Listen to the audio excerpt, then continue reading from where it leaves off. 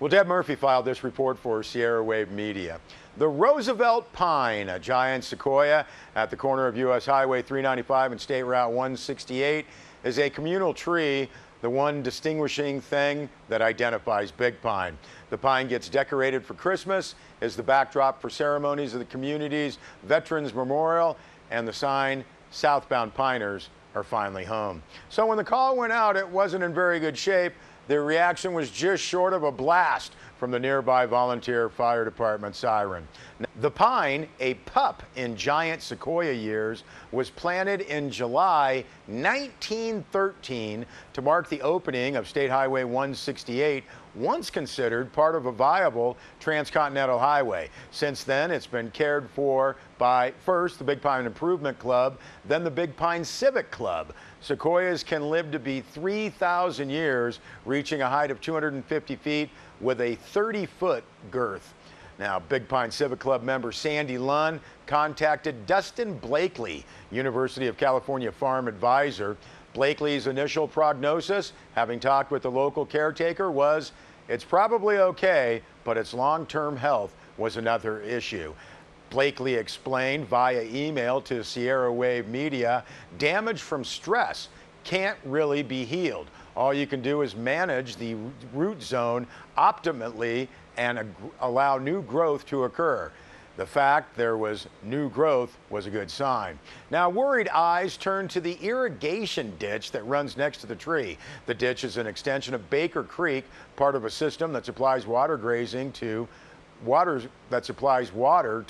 grazing pastures. The ditch was empty earlier this week, but obviously hadn't been for long. Blakely checked the tree out Thursday of last week and reported it would probably be fine from this episode, but the long-term prospects not so rosy. The root environment is restricted, Blakely stated in an email. Now, obviously, that's not good. According to Life Science website, sequoias have shallow roots and require well-drained soil.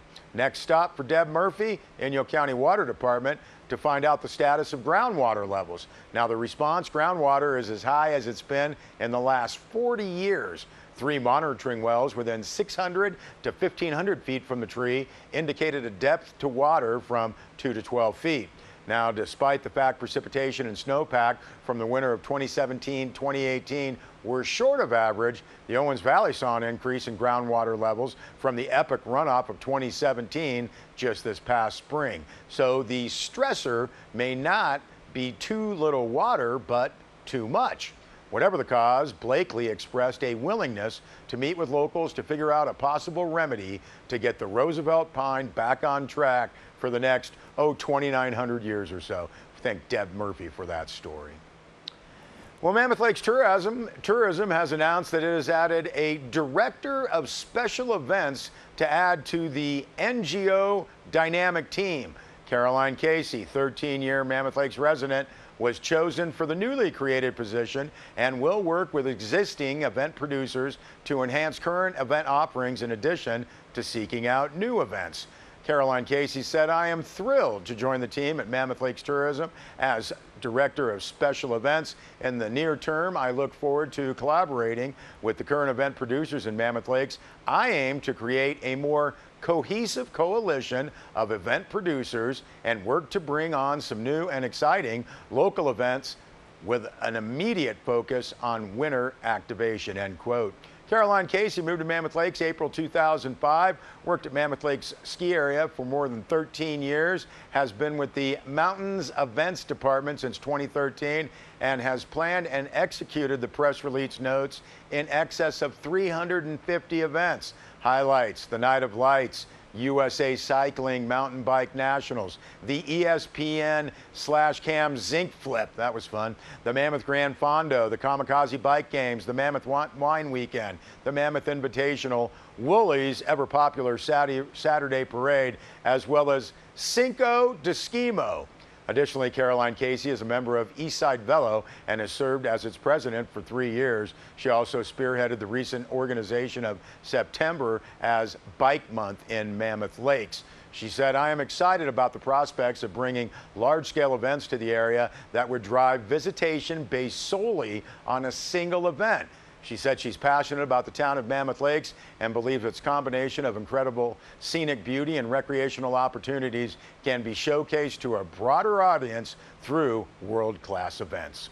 Now said Mammoth Lakes Tourism Executive Director John Erdy, adding Caroline to our team open up all sorts of new opportunities for our community as she assists existing events as well as actively seeking out new events that can help fill our shoulder seasons and need times. Caroline's years of experience are sure to help Mammoth Lakes continue to grow as an event destination in the future. Caroline Casey starts her new position on October 15th. And I mean this in only the nicest way possible. If Caroline Casey can do her job half as well as Jim Tatum has done in his jobs over the years in the Eastern Sierra, she'll be doing all right. Now, as you probably know, Bishop City Administrator Jim Tatum has announced his intention to retire and is on leave pending his retirement date. Jim Tatum, who has served the City of Bishop as city administrator since August 25th, 2014, has been instrumental in bringing leadership to the City of Bishop to achieve a list of many successful projects. Bishop City Council would like to welcome everyone, the city, the community. It's going to be an open house to celebrate Jim Tatum's years of service to the City of Bishop and to the Eastern Sierra communities at large. Everyone invited to stop by, share some stories, visit with Jim, great wife Donna, great family, daughter Kelsey and son Keith and their family this Sunday, 2 to 5 p.m. at the Tatum's house, 2683 Irene Way in Bishop. Bishop City Council would also like to take this opportunity to present Jim Tatum with a city tile and other presentations. The City Council continues to wish Jim well in his fight against cancer and to support his family during this difficult time. Now, if you're unable to attend, would like to send a card to Jim Tatum, please feel free to mail it at his home or drop it off at Bishop City Hall. Godspeed to all of the Tatum family and families. We'll be back with more news.